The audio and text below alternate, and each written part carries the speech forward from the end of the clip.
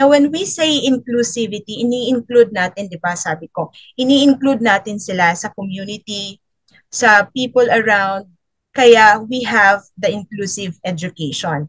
When we say inclusive education, ano yan? Ini-include, sabi ko nga, ini-include natin sila, integrating students with disabilities into general education classroom. So, yun yung inclusive education. So, minsan kasi, nami-misinterpret o di kaya nami-mix up yung meaning kung ano ba talaga ang integration and mainstreaming.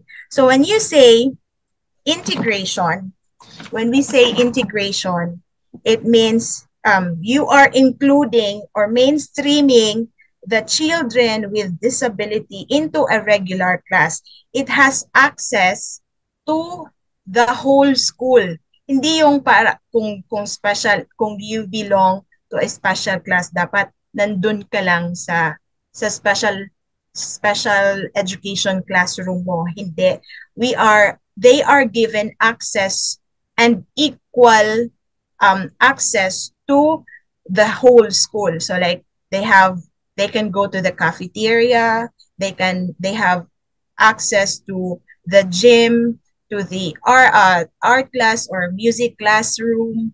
So yun, that is integration. And another one, yung integration as a whole, parang ini-include sila at sinasali nila as a whole. So yes, they can access the whole school. So when you say mainstreaming, sa klase naman yon. So we have two types. When we say mainstreaming, ini-include ang ating special education students sa general education classroom. But that's if pagkatapos ma-assess ng ating special education teacher, pag masabi niya na, kaya na niyang makipagsabayan sa mga regular students. So that's the time na ini-include nila ang special education students sa regular class.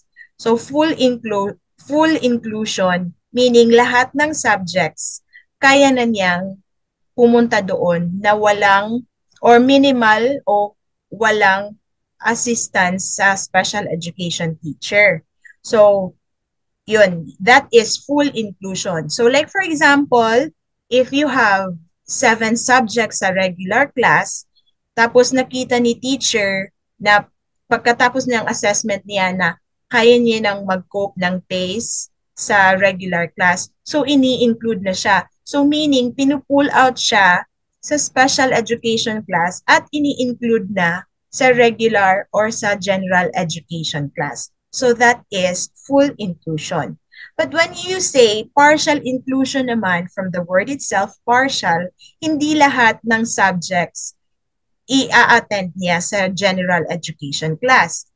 So for example, pag-assess ng teacher, kaya niya nang mag-cope sa math.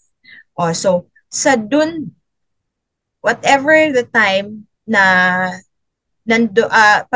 pag math time na ng general education class, saka na siya pupunta doon at pagkatapos ng kanyang math session or math class sa Gen Ed, babalik na naman siya sa special education class niya. So I hope na clear na yung meaning ng mainstreaming, full inclusion, and partial inclusion.